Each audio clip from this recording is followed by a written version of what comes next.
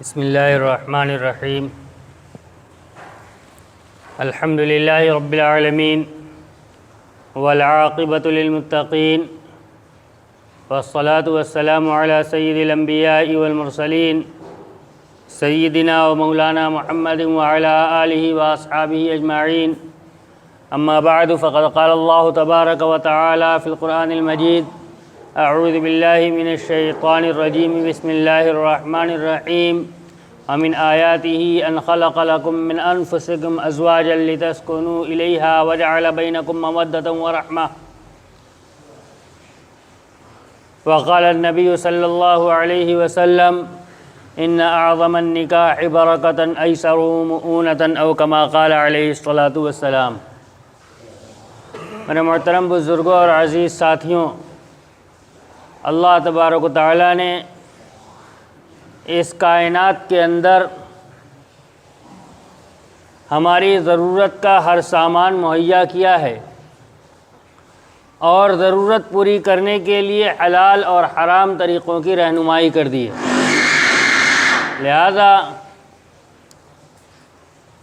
اگر آدمی اپنے پیٹ کی ضرورت پوری کرنا چاہے تو اس طریقہ موجود، حرام طریقہ موجود۔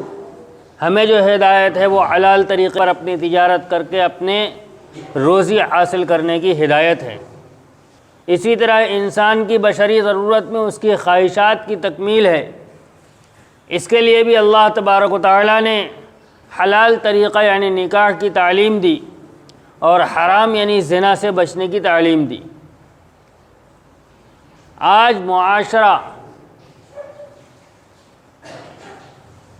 بری طریقے سے حرام طریقے کے اندر ملوث ہے۔ میں پیچھے بھی عرض کر چکا ہوں کہ نامحرم کے ساتھ کسی طرح کا تعلق حرام ہے۔ اللہ کے نبی صلی اللہ علیہ وسلم نے ارشاد فرمایا کہ ہاتھ بھی زنا کرتا ہے، آنکھ بھی زنا کرتی ہے، پاؤں بھی زنا کرتا ہے اور شرمگاہ اس کو سچ کر دیتی ہے۔ آنکھ کا زنا نامحرم کو دیکھنا ہے، ہاتھ کا زنا نامحرم کو ہاتھ لگانا ہے، پاؤں کا زنا نامحرم کی طرف چل کر جانا ہے، زبان کا زنا نامحرم سے بات کرنا ہے، کان کا زنا نامحرم کی بات کا سننا ہے، آواز کا سننا ہے، اور ان سب کے اوپر مہر شرمگاہ کے ذریعے لگتی ہے۔ ان سب کو نبی اکرم صلی اللہ علیہ وسلم نے زنا قرار دیا ہے۔ آج ہمارا معاشرہ پوری طریقے سے اس کے اندر ملوث ہے اور اس کے ذریعے اس عمل کو پروپیگنڈے کی وجہ سے اور فلموں اور ڈراموں کی تربیت کی وجہ سے بہت مقدس عمل سمجھتا ہے، نعوذ باللہ من ذالک۔ حرام کاری کو، زنا کو تقدس کا نام دیا جا رہا ہے۔ ہماری سوچ کہاں گئی؟ ہم نے اپنا مربی کس کو بنایا ہے؟ آج معاشرے کی خرابی کی پہلی بنیاد یہی ہے۔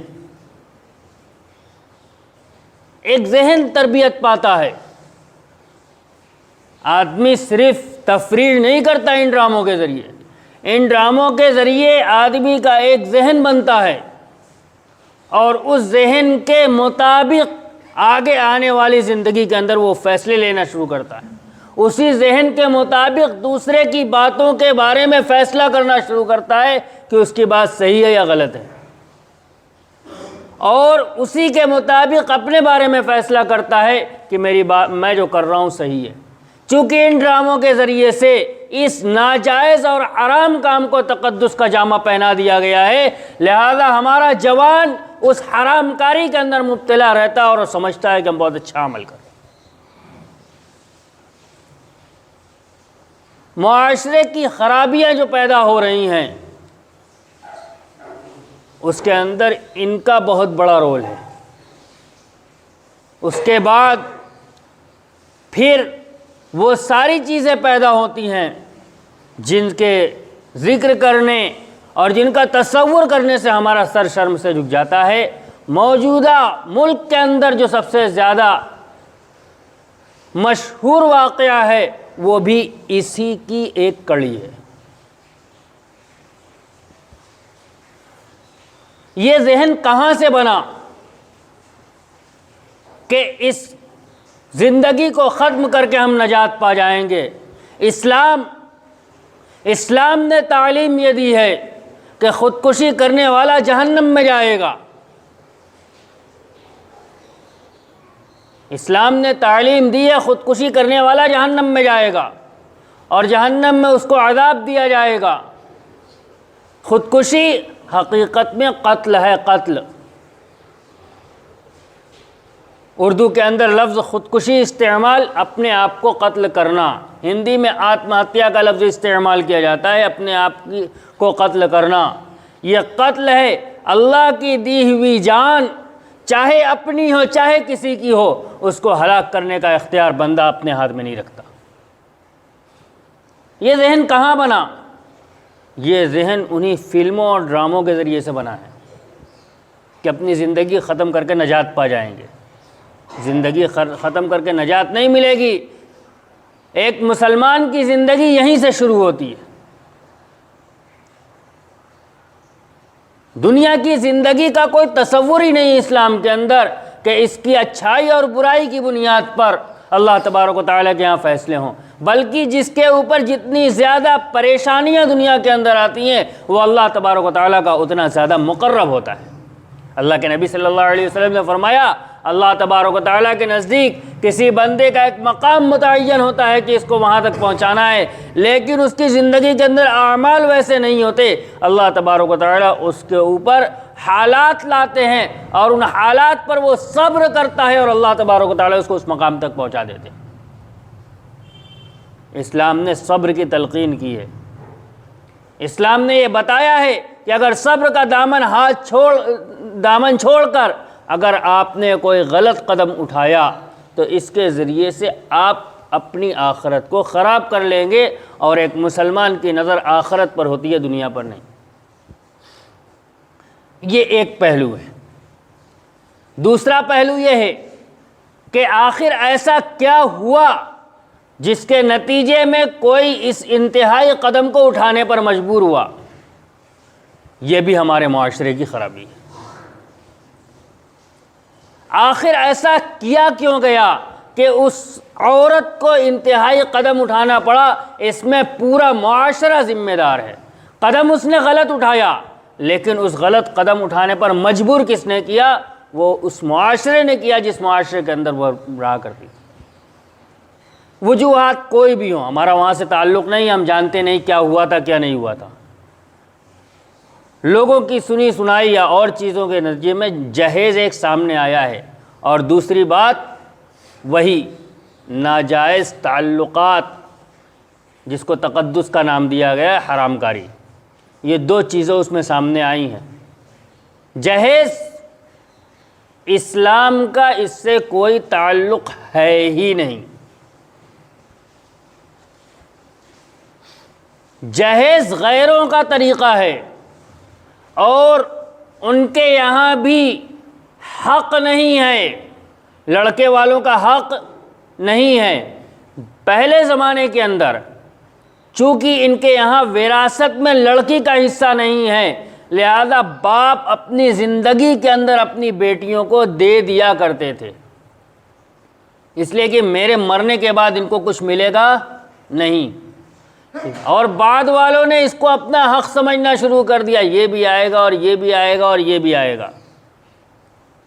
دوسری چیز، اس کے پیچھے جو ذہن کام کرتا ہے، جہیز کے مطالبے کے پیچھے جو ذہن کام کرتا ہے، اسلام اس کی کبھی اجازت نہیں دیتا۔ اس مطالبے کے پیچھے جو ذہن کام کرتا ہے وہ ہے عورت کی کم مائگی اور مرد کی برتری۔ ہم لڑکے والے ہیں اور یہ لڑکی والے ہیں، ہم لڑکے والے ہیں، ہمارے پاس ہماری برتری ہے، ہمارا احسان ہے کہ ہم ان کی لڑکی کو لے کے اپنے گھر آ رہے ہیں۔ اس سوچ کی اجازت اسلام نہیں دیتا۔ اسلام نے عورت کو رحمت کا درجہ دیا ہے۔ اللہ کے نبی صلی اللہ علیہ وسلم نے عورتوں کا ایک مقام بیان کیا ہے، اور نکاح کے باب میں اسلام کے اندر عورت کو اونچا درجہ دیا گیا ہے، مرد کا درجہ اس کے نیچے ہے۔ اللہ کے نبی صلی اللہ علیہ وسلم نے ارشاد فرمایا، یا معشر الشباب من استطاع منکم الباءۃ فلیتزوج وان لم یستطع فعلیہ بالصوم،